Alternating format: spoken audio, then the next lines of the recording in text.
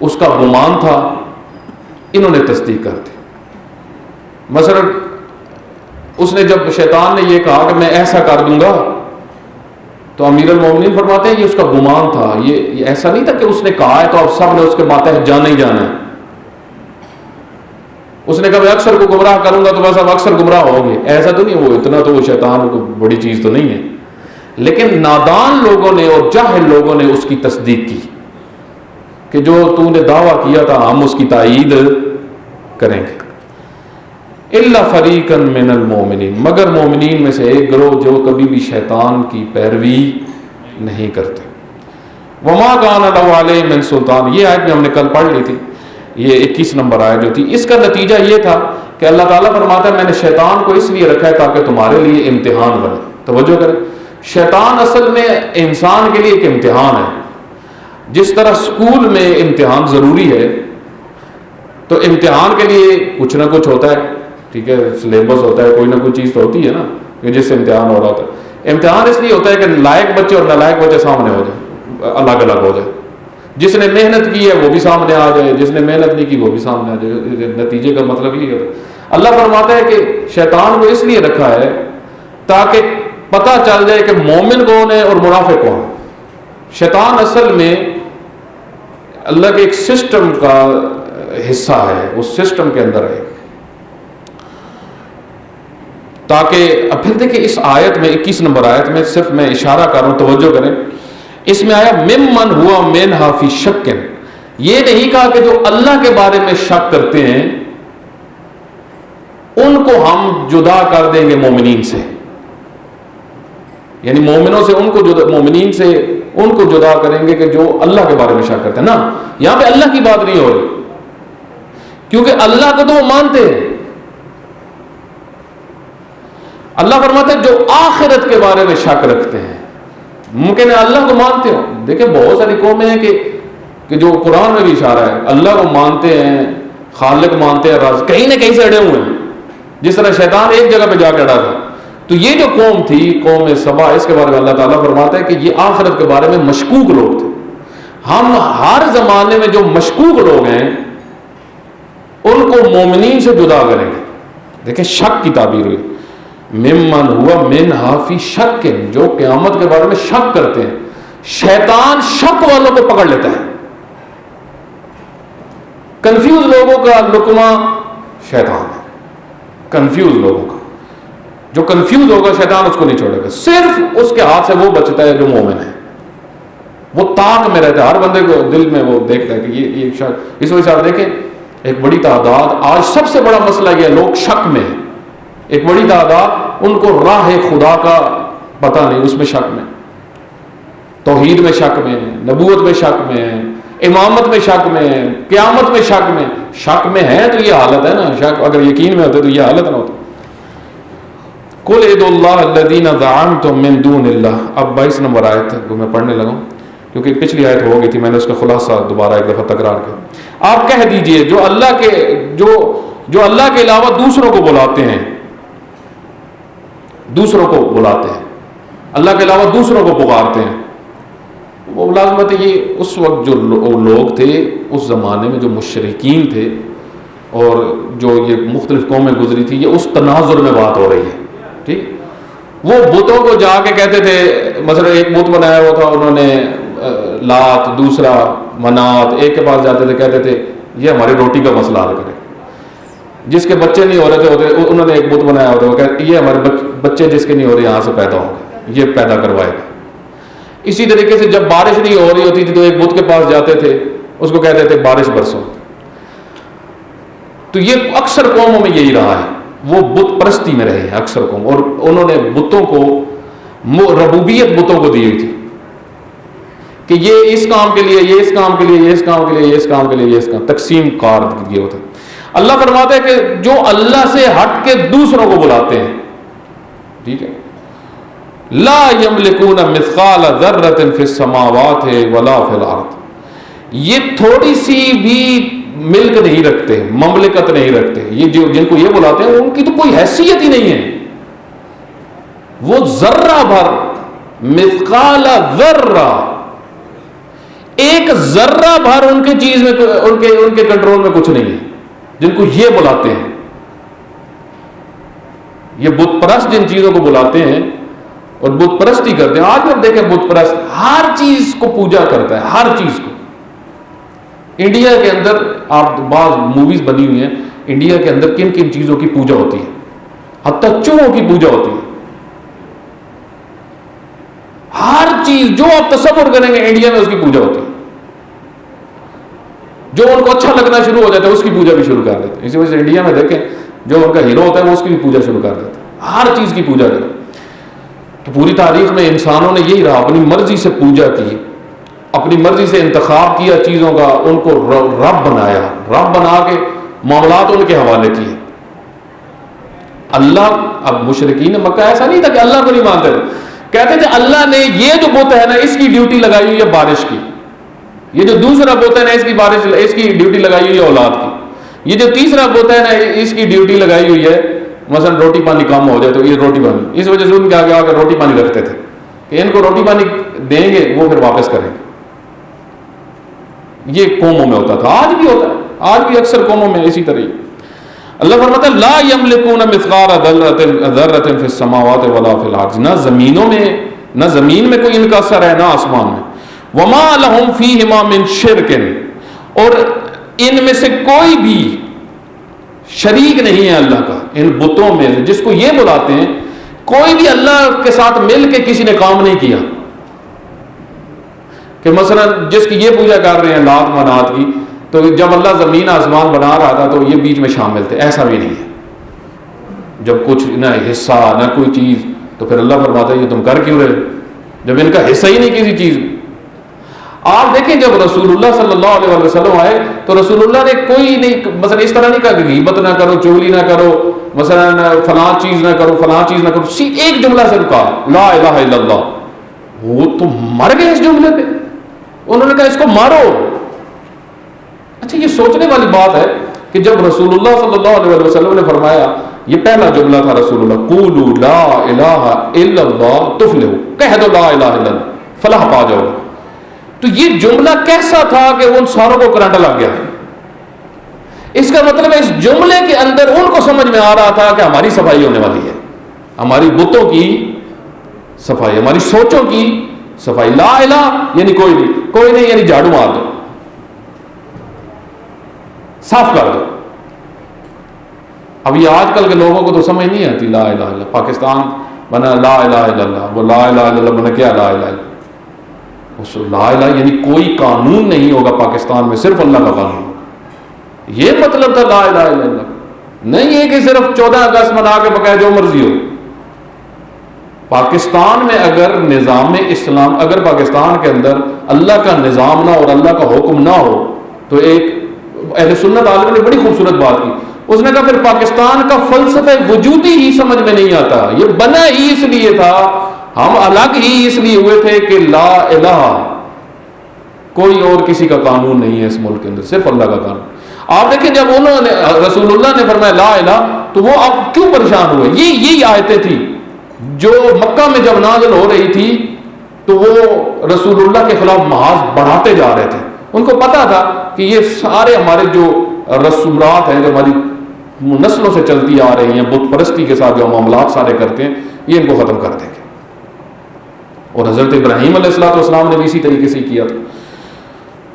وما لہ منہم من ظہیر، اور نہ ہی ان بتوں میں سے کوئی اللہ کا ظہیر ہے.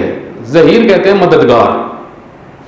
نہ کوئی ان میں سے مددگار، نہ کوئی تعاون کرنے والا ہے، نہ اللہ کے ساتھ مل کے کوئی بنانے والا ہے. کوئی بھی اللہ کے ساتھ مل کے، اللہ نے ایک ارادے سے بنایا.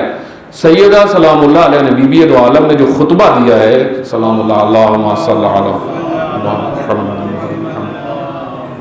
بی بی نے جو خطبہ دیا، خطبہ فدق، اس کے اندر پہلا حصہ جو توحید کا ہے، بی بی نے ایک جملہ ارشاد فرمایا. فدق کا خطبہ پڑھنے والا ہے، اس کے اندر ایک حصہ پورا توحید کا ہے.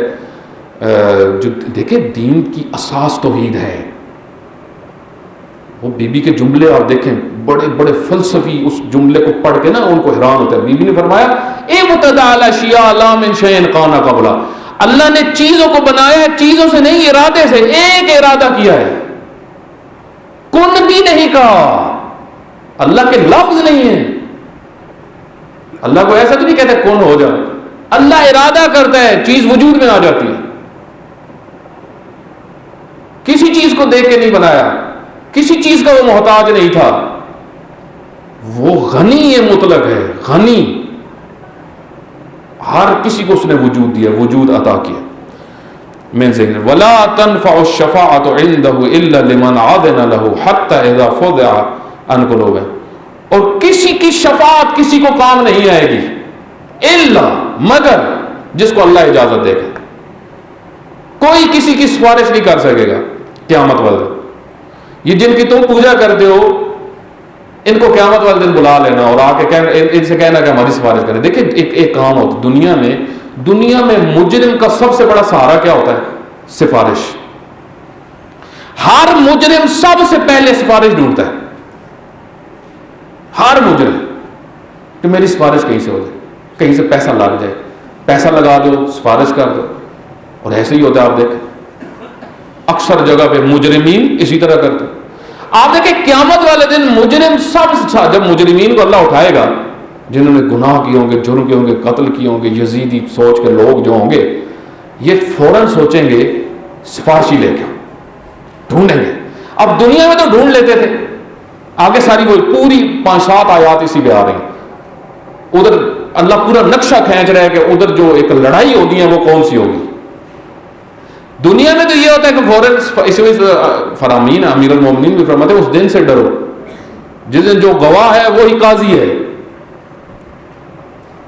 وہی وہ ذات, وہی ہے سب کو. ادھر سب کچھ اس کے ہاتھ میں ہوگا. جس کو وہ اجازت دے گا, اللہ فرماتا ہے الا مگر جس کو ہم اجازت دے دیں گے وہ سفارش کرے گا, وہ شفاعت کرے گا. جیسے انبیاء علیہ السلام, ائمہ ہدیٰ علیہ السلام, اہل البیت علیہ السلام شفاعت کریں, صدیقین شفاعت کریں گے, شہداء سے شفاعت کریں گے, علماء صالحین شفاعت کریں گے, وہ بڑے علماء جو باکردار علماء وہ کریں گے. اس طرح شہداء وہ سفارش کریں گے. کس طرح, لیکن کس طرح, کس ایک قانون کے تحت اللہ تعالیٰ نے ایک سسٹم بنایا ہوا ہوگا. ہاں اس کی سفارش ہو سکتی ہے, اس کی سفارش ہو سکتی ہے. اس کی سفارش علی ابن ابی طالب کریں گے, ہم نے ان کو اجازت دی ہوئی ہے, وہ ان سب کی سفارش کریں گے جو ان کی راہ پہ ہوں گے. اور ہر کوئی جب زندگی گزارتا ہے تو کچھ نہ کچھ اس کی راہ میں کوتاہیاں ہوتی ہیں. فرماتے الا لمن اذن له, مگر جس کو اللہ اجازت دے دے گا. یہ ضرور ہے, جس کو اللہ. ایسا بھی نہیں ہے کہ بعض آیت ہے نا کہ اللہ کے لیے ہے شفاعت, تو اس سے یہ وہابی جو ہیں وہ خصوصاً وہ کہتے ہیں شفاعت غیر اللہ کر ہی نہیں سکتا. میرے بھائی یہ آیتیں واضح بتا رہی ہیں کہ اللہ نے کچھ کو اجازت دی. یہ بے اذن اللہ کو سمجھیں, بے اذن اللہ. جس کو اللہ اختیار دے دیتا ہے وہ نبی ہوتا ہے, وہ رسول ہوتا ہے, وہ امام ہوتا ہے. حکومت صرف وہ کر سکتا ہے جس کو اللہ اذن دے. امام صرف وہ بن سکتا ہے جس کو اللہ اذن دے. اذن کا مطلب جس کو اللہ نے پرمیشن دی ہوئی ہو. حتی اذا فزع عن قلوبہم. اچھا اب اس آیت میں کیا ہے بیان ہو رہا ہے, 23 نمبر آیت. اس میں یہ بیان ہو رہا ہے, میں اکثر وہ نمبر یہاں پہ اصل میں کم نظر آتے ہیں, میں کہتا ہوں آپ ساتھ ساتھ نا کچھ دوست دیکھتے ہیں. 23 نمبر آیت. اس میں یہ ہوگا کہ گروہ جو ہے نا وہ آمنے سامنے بہت سارے گروہ اکٹھے ہوں گے. ایک طرف مومنین, ایک طرف منافقین. قیامت کا نقشہ اللہ کھینچ رہا ہے. ایک طرف مومن, ایک طرف منافق, ایک طرف مومن, ایک طرف کافر. دیکھیں یہ جتنی ابھی ہماری لڑائیاں ہو رہی ہیں, جتنی لڑائیاں ہو رہی ہیں, چاہے مومنین کی ہو رہی ہیں, چاہے مسلمین کی ہو رہی ہیں, چاہے غیر مسلمان اور مسلمانوں کی ہو رہی, اللہ فرماتے ہیں ان سب کا ہم نے فیصلہ کرنا ہے قیامت والے دن. ہر کسی کو سامنے لا کے کھڑا کرنا. ہاں بھائی تم نے اس دلیل پہ مخالفت کی ہے, بات کرو. کیا دلیل تھی تمہارے پاس کہ تم اس کی مخالفت کر رہے تھے؟ اسی طرح حجت البالغہ, وللہ الحجت البالغہ. امام سے پوچھا گیا مولا یہ حجت البالغہ کیا ہے؟ حضرت نے فرمایا حجت البالغہ یہ ہے کہ قیامت والے دن اللہ تعالیٰ سب کو سامنے کھڑا کرے گا اور کہے گا ہاں بھائی تم نے یہ عمل کیا ہے, یہ عمل تم نے کیا ہے. کہ ہاں میں نے کی ہے. کس دلیل کی بنیاد پہ کی ہے؟ میرے پاس یہ دلیل تھی. اگر دلیل ہوگی اللہ فرمائے گا ٹھیک ہے دلیل ہے اس کی. تم نے یہ کام کیوں کیا ہے؟ میں نے کیا جی. کس دلیل کی بنیاد پہ کیا؟ کوئی دلیل نہیں. اللہ فرمائے گا کھڑے ہو جاؤ. دیکھیں حجت بالغہ یہی ہے جی. میں نے امام صادق کا یہ فرمان سنا ہوا تھا, میں نے قرآن کی یہ آیت پڑھی ہوئی تھی, یہ میرے پاس دلیل تھی اس عمل کی. تو اللہ ہر کسی کو قیامت والے دن اکٹھا کرے گا.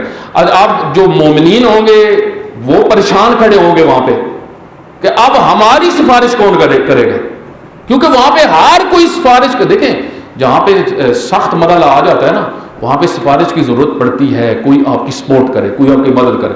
اس وجہ سے معصومین فرماتے ہیں کوئی بھی جنت میں نہیں جائے گا جب تک رسول اللہ اس کی شفاعت نہیں کریں گے.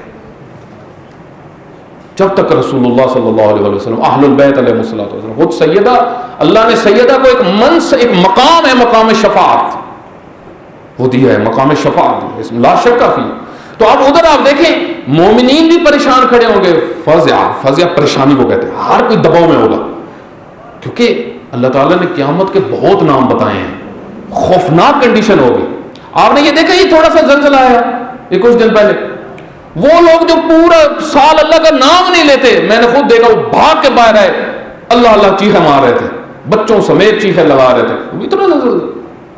وَإِذَا زُلْزِلَتِ الْأَرْضُ زِلْزَالَهَا, جب زمین کانپے گی, جب بچے دودھ پینا چھوڑ دیں گے, ماؤں کے شکموں میں جو ہوں گے وہ سکت ہو جائیں گے, یہ حالت ہوگی. تو ایک دم اللہ تعالیٰ جب اٹھائے گا, حساب و کتاب شروع ہوگا, وہ محشر میں ہر کوئی دیکھ رہا ہوگا کہ میرا کوئی تعلق میرے کام آئے. تو ادھر اللہ تعالیٰ فرماتا ہے کہ وَإِذَا فُزِعَ عَنْ قُلُوبِهِمْ قَالُوا مَاذَا قَالَ رَبُّكُمْ قَالَ الْحَقُّ هُوَ الْعَلِيُّ الْكَبِيرُ.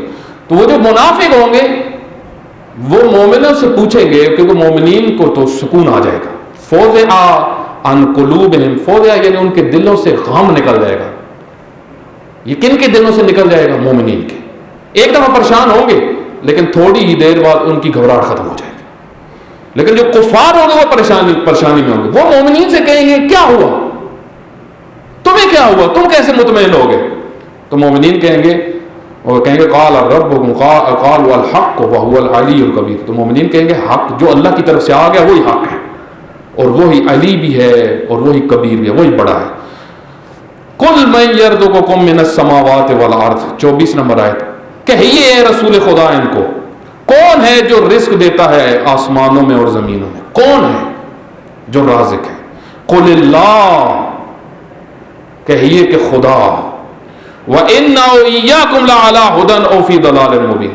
تم جو کہتے ہو, اگر تمہاری باتیں ٹھیک ہوئی یا پھر ہماری ٹھیک ہوں گی, کسی ایک کی ٹھیک ہوگی. اللہ فرماتا ہے رازق میں ہوں, تم کہتے ہو یہ بت ہیں جو ہم نے لات منات فلاں فلاں یہ رزق دیتے ہیں. رزق میں دیتا ہوں. رسول اللہ ان کو کہو اللہ رزق دیتا ہے. قل اللہ وَإِنَّا وَإِيَّاكُمْ لَعَلَىٰ هُدًى أَوْ فِي ضَلَالٍ مُبِينٍ. ہم میں سے یا کوئی ایک ہدایت پہ یا کوئی ایک گمراہ, یا تم ہدایت پہ ہو یا ہم ہدایت پہ. یہ رسول اللہ فرما رہے ہیں, یہ خود سوچو, یا ہم ٹھیک ہے یا تم ٹھیک. ایک ٹھیک ہے یا غلط, یہ نہیں کہ سب ٹھیک. سب ٹھیک, مارنے والے بھی ٹھیک, مرنے والے بھی ٹھیک, قاتل بھی ٹھیک, مقتول بھی ٹھیک. یہ نہیں ہو سکتا. کوئی ایک درست ایک غلط ہے. قل لا تسألون عما اجرمنا ولا نسأل عما تعملون. اے حبیب, اے رسول خدا, ان سے کہہ دیجئے جو ہم کرتے ہیں نا, اگر ہم تمہارے نزدیک مجرم ہیں, اگر ہم مجرم ہیں, میں اگر مجرم ہوں رسول خدا, اور میرے ساتھی اگر مجرم ہیں, تو پھر اللہ ہم سے پوچھے گا, پھر اللہ ہم سے پوچھے گا. اور اگر ولا نسأل عما تعملون, اور جو تم کرتے ہو اس کے متعلق تم اللہ تعالیٰ پوچھے گا. قل لا تسألوا, کہہ دیجئے تم سے اس جرم کی باز پرس نہ ہوگی جو تمہارے گمان میں ہم سے سرد ہوا, اور نہ ہم سے اس کا پوچھا جائے گا جو تم کرتے ہو. یعنی ایسا نہیں ہے جو تم کرتے ہو اس کا ہم سے پوچھا جائے گا. اللہ تعالیٰ کیا مطلب کہے گا کہ آپ لوگ ادھر تھے تو انہوں نے کیا. یہ نہیں, اس آیت کا مطلب یہ کسی کا گناہ کسی کے پہ نہیں ڈالا جائے گا. عموماً یہ سمجھا جاتا ہے نا, میں جو کروں وہ اس کے پلے پڑ جائے. ایسا نہیں، جو جس کی خطا ہے وہ اسی کے پلے میں جائے گی، جو جس کا گناہ ہے۔ قل یجمع بیننا ربنا ثم یفتح بیننا بالحق، کہہ دیجئے کہ اللہ تعالیٰ ہمارا رب اس دن جمع کرے گا اور سامنے فیصلہ ہو جائے گا، حق کے ساتھ فیصلہ ہوگا، جمع فرمائے گا، پھر ہمارے درمیان، ہم سب کے درمیان فیصلہ ہوگا، سب کے درمیان۔ حضرت عیسیٰ علیہ السلام کو، یہ قرآن کی آیتیں، حضرت عیسیٰ علیہ السلام کو خداوند متعال فرمائے گا، عیسیٰ اے مریم، کیا آپ لوگوں نے نصارہ سے کہا تھا کہ ہم خدا ہیں؟ حضرت عیسیٰ علیہ السلام کہیں گے، خدایا یہ میری قوم سامنے کھڑی ہوئی ہے، میں نے ان کو نہیں کہا، میں نے ان کو یہی کہا تھا آپ الہ ہو، آپ رب ہو، آپ خالق ہو، میں نے نہیں کہا تھا۔ اس وقت اللہ جب چہرہ کرے گا نا ان کی قوم کے، کتنی ذلیل ہوگی اس وقت وہ قوم، جس کو خدا مانتے رہے گے وہ ادھر کہہ رہا ہوگا یہ جھوٹے ہیں۔ یہ معاشرے میں ہونا، یہی قیامت والے دن ہونا۔ قل یجمع بیننا ربنا ثم یفتح بیننا بالحق هو الفتاح العلیم، اور وہ خوب فیصلہ کرنے والا اور جاننے والا۔ بس ایک دو آیتوں کو میں ترجمہ کر کے ختم کر دوں۔ قل ارونی الذین الحقتم بہ شرکاء قل بل هو اللہ العزیز الحکیم، مجھے وہ شریک دکھاؤ، اے حبیب خدا انہیں کہیے مجھے وہ شریک دکھاؤ جو اللہ کے ساتھ مل کے جنہوں نے سسٹم بنایا ہے، ذرا مجھے دکھاؤ، یہ ہیں، یہ بت ہیں جن کی تم پوجا کرتے ہو، یہ تو اٹھا کے تم خود رکھتے ہو۔ حضرت ابراہیم علیہ السلام نے یہی کہا، پوری قوم سامنے کھڑی ہوئی تھی، تو قوم میں سے ایک بندے نے کہا یہ اسی کا کام ہے، ابراہیم کا، یہ جو سارے بت گرے ہیں نا اسی کا کام۔ حضرت ابراہیم علیہ السلام نے فرمایا کہ نہیں، وہ بڑے کا کام ہے، وہ جس کے پاس کلاڑا ہے، کیونکہ وہ بڑے کو چھوڑ دیا تھا، بڑے بت کو کلاڑا اس کے ساتھ لٹکا دیا تھا، کہ یہ اس کا کام ہے۔ اللہ تعالیٰ فرماتا ہے کہ ان کی آنکھیں جھک گئی اور یہ اپنے آپ سے کہنے لگے ایسی کیڈے کوڑے ہیں تو کیڈے چلے ہیں، ہم کتنے بے وقوف ہیں کہ جو اتنا سا کام نہیں کر سکتا کہ دوسرے کو گرا سکے، اس کو ہم پورے سسٹم کا مالک بنائے۔ تو آپ دیکھیں انبیاء علیہ السلام قوموں کو جھنجھوڑتے تھے کہ بھائی عقل سے کام لو، سینس سے کام لو، اللہ کو رب مانو، اللہ کو خالق مانو، جن کو اللہ نے اذن دیا ہے، جتنے اختیارات دیے ہیں اس تک رکھو، جس کو جتنے اختیارات اللہ نے عظمتیں دی ہیں اس عظمت میں، لیکن ایسا نہیں کہ اللہ تک پہنچا دو کسی کو، یہ اللہ تعالیٰ نے سب کے لیے قانون بیان کیا۔ قل ارونی الذین الحقتم بہ شرکاء کلا بل هو العزیز الحکیم، کلا کبھی بھی نہیں، کوئی بھی اس کا شریک نہیں، کلا عربی میں کہتے ہیں نہیں ہو سکتا، نہیں ہو سکتا اس کا کوئی شریک ہو۔ کیوں؟ کیونکہ اگر اس کا کوئی شریک ہے اس کا مطلب وہ محتاج ہے، اور جو محتاج ہوتا ہے وہ خدا نہیں ہوتا، وہ مخلوق ہوتی ہے۔ جو محتاج ہوتا ہے میرے بھائی وہ کبھی بھی خدا نہیں ہو سکتا، خدا کسی کا محتاج ہے۔ آپ یہ دعائے جوشن کبیر پڑھیں گے آج رات کو، اس کے اندر آپ یہ جملے، وہ الغنی، وہ غنی ہے، وہ صمد ہے۔ یہ ہم جو پڑھتے ہیں سورہ توحید میں کہ وہ صمد ہے، یہ صمد کس کو کہتے ہیں؟ صمد جو پر ہو، جس کو باہر سے کسی چیز کی ضرورت نہ ہو، جس میں کوئی خلا نہ ہو۔ وما ارسلناک الا کافۃ للناس بشیرا ونذیرا، ہم نے آپ کو نہیں بھیجا مگر سب لوگوں کے لیے، بشیرا ونذیرا، آپ بشارتیں دینے والے ہو، ڈرانے والے ہو۔ ولیکن اکثر الناس لا یعلمون، لیکن اکثر لوگ اس کا علم نہیں رکھتے۔ وَيَقُولُونَ مَتَىٰ هَٰذَا الْوَعْدُ إِن كُنتُمْ صَادِقِينَ، اور یہ آپ سے کہتے ہیں کہ کب آئے گی قیامت جس کا آپ دعویٰ کرتے ہو، کب آئے گی؟ پھر وہ دیکھیں قیامت کا موضوع، دیکھیں اللہ تعالیٰ نے، بس میں خلاصہ کر دوں اور بحث کو کل انشاءاللہ آگے پڑھیں گے ہم۔ قرآن کریم ایک اصول ہے ہدایت کے۔ امیر المومنین علی بن ابی طالب علیہ السلام کی پوری زندگی دیکھیں، پوری زندگی توحید کے پرچم کی بلندی کے لیے، پوری زندگی کلمۃ اللہ، جنگیں کی اللہ کے کلمہ کی بلندی کے لیے، اللہ کا نظام سب سے اوپر رہے، اللہ کا نام سب سے بلند رہے، اللہ کا قانون سب سے بلند رہے، خطبے دیے، اللہ تعالیٰ کی وہ عظمتیں بیان کی کہ ابن ابی الحدید اپنی کتاب میں لکھتے ہیں کہ اگر علی لوگوں کو توحید نہ بتاتے تو لوگوں کو سمجھ ہی نہیں آ رہی تھی اللہ کی۔ لوگ تو اللہ کو جسم سمجھتے ہیں، لوگ تو اللہ کو محتاج سمجھتے ہیں، لوگ تو اللہ کو اپنے جیسا سمجھتے ہیں. یہ وہابی دیکھیں، یہ سعودیہ میں جائیں آپ، کوئی وہابی آپ اس سے پوچھ لیں، وہ سوچ بھی نہیں سکتا کہ اللہ جسم نہ ہو. وہ کہتے ہیں اللہ جسم ہوتا ہے، اللہ نظر آتا ہے، اللہ اوپر بیٹھا ہوا ہے. اور اہل بیت فرماتے ہیں جو اللہ کو اوپر نیچے کرے وہ اس کو توحید سمجھ ہی نہیں آئی، وہ کفر ہے جسم کا کہنا. اعتکاف ایک سعادت ہے. قرآن کریم میں اللہ تعالیٰ نے بس ایک جملہ اعتکاف کے متعلق دیکھیں، سورہ بقرہ کے اندر اللہ تعالیٰ فرماتا ہے جب ابراہیم علیہ السلام کو امامت دی، حضرت ابراہیم سمبل توحید پرست انسان، کس طرح آگ میں جب ڈالا جا رہا تھا تو جبرائیل آئے، آخری وقت جبرائیل آئے، کہا ابراہیم دیکھ لو بالکل کام ہونے والا ہے، کوئی ضرورت ہے؟ فرمایا کہ حضرت ابراہیم علیہ السلام نے فرمایا ہاں ہے، کام ہے لیکن تم سے نہیں ہے. جبرائیل امین سے کہا، آپ سے نہیں، جس سے ہے اس کو پتہ ہے. اتنے توحید میں ورتے حضرت ابراہیم علیہ السلام. اسی وجہ سے تو آپ دیکھیں بت شکن ابراہیم، حضرت ابراہیم کو جب اللہ نے امامت دی تو امامت دینے کے بعد اللہ نے پہلی ڈیوٹی جو حضرت ابراہیم کی لگائی وہ یہ تھی کہ میرے گھر کو بنایا ہے تم نے، اس کو صاف کرو، للطائفین طواف کرنے والوں کے لیے، والعاکفین اعتکاف پہ بیٹھنے والوں کے لیے. اعتکاف پہ بیٹھنا محبوس ہونا، اعتکاف معمولی چیز نہیں ہے. اللہ تعالیٰ نے آپ کو توفیق دی، بہت سعادت مند ہیں جو بیٹھے، ہمیں بھی اللہ تعالیٰ توفیق دے. میں خود بیٹھا کرتا تھا، جب یہ تبلیغات کی وجہ سے کئی دفعہ نہیں ہو سکتا، لیکن اکثر آرزو ہوتی ہے کہ اعتکاف بیٹھے. اعتکاف بعض روایات میں جو ایک حج ہے، حج کی طرح ہے،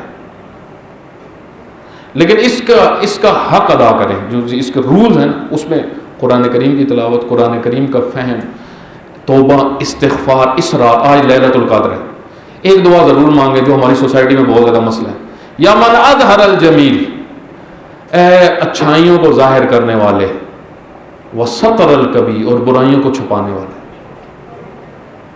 یاد رکھیں کبھی دوسروں کی برائیاں نہ پھیلائیں، دوسروں کی برائیاں چھپائیں، دوسروں کے عیب چھپائیں. وہ ستار العیوب ہے، وہ کہتا ہے میں تمہارے عیبوں کو چھپاؤں گا، لیکن اگر تم نے میرے بندوں کے عیب ظاہر کی.